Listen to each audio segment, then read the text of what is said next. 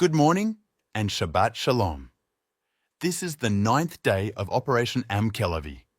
We are operating in the name of Iran and are deeply injured in the nuclear and missile campaigns. In the last 2 hours, there have been several large-scale attacks by an unarmed ISIS machine from Iran. We are operating to mitigate the threats. The Air Force has been operating since the beginning of the war and is monitoring threats across the State of Israel. However, as I have already said, the defense is not realistic. You citizens are proving time and again that the leadership of the Joint Command is proving itself and is adopting the best policy. During the night, Air Force fighter jets have hit, in the exact intention of the intelligence agency, Saeed Izadi, the head of the Palestinian Gaza Strip in Kuwait. We hit him while he was hiding in his apartment in the city of Qom in the heart of Iran. We exposed his location after a concentrated intelligence effort.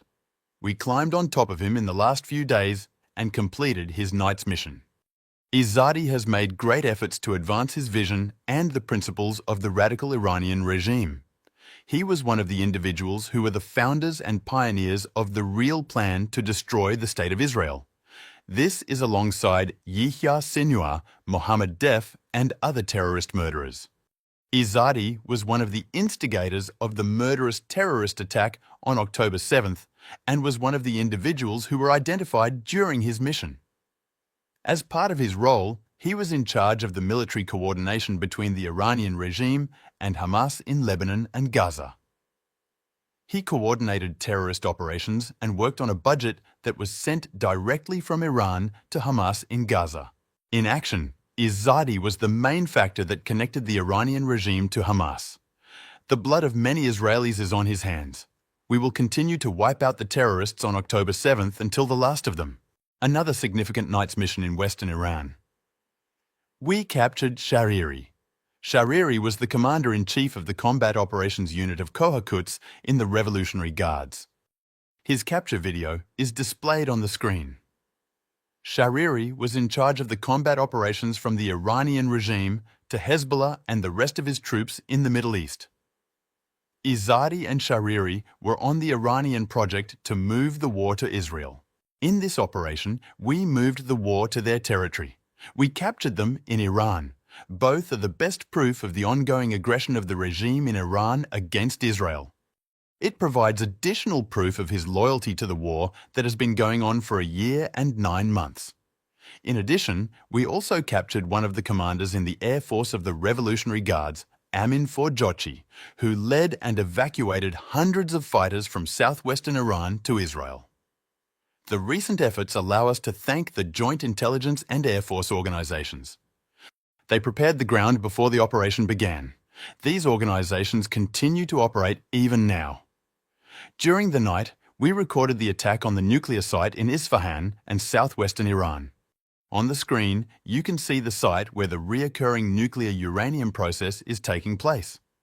This is the next stage after the uranium enrichment in the process of nuclear weapons production. During the opening statement of the operation, we hit the site. At night, we attacked it again.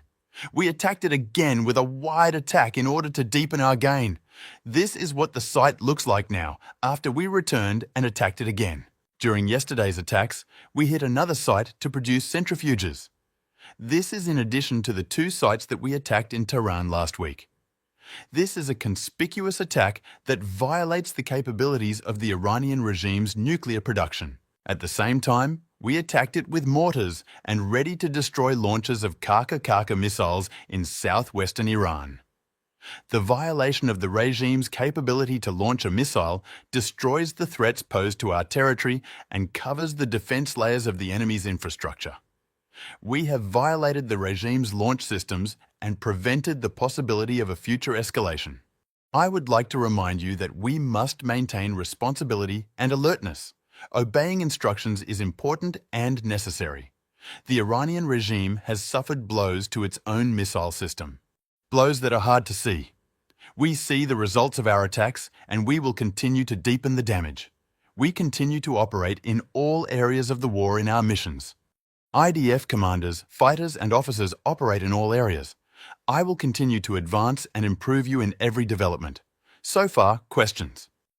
Can you explain to us the gap between the IDF's statement this week, which requires a number of people to fulfill the goals, and the resignation of the Chief of Staff yesterday, which is a long campaign ahead of us? I think this is a good opportunity to clarify the issue of the length of the campaign. We, the IDF, operate in one of the complex wars that have been in the history of the State of Israel. We operate very far from the borders of Israel. We operate in Iran and achieve very high achievements. We operate in freedom in the name of Iran, in the west of Iran, and deepen the damage day by day. We have a goal. My goal is to remove this existential threat from the territory of the State of Israel. I want to clarify. I will go back to what the Chief of Staff said yesterday. I will read it to you. In order to remove such a large-scale threat against such an enemy, readiness for a continuous campaign is required. This is what the Chief of Staff said. The emphasis is on values.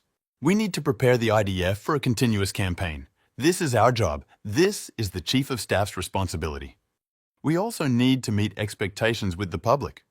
There is an existential threat that needs to be removed, and we will act to remove it. We still have goals and goals. We will not stop fighting. We will not stop attacking Iran until we achieve our goal, to remove this existential threat.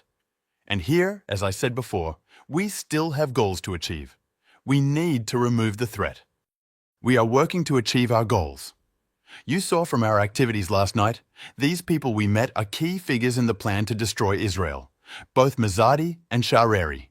One is a member of Hamas and the other is from Hezbollah, each one in his own category, and we have more such goals.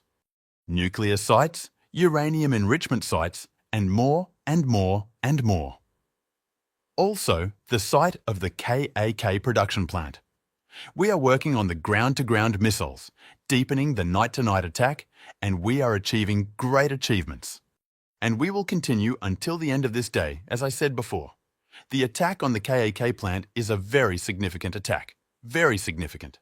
The commander we shot down last night, I think it was the second time since the opening of the operation that we shot down, I can say that more than 1,000 KAKs were shot across the country since the beginning of the operation.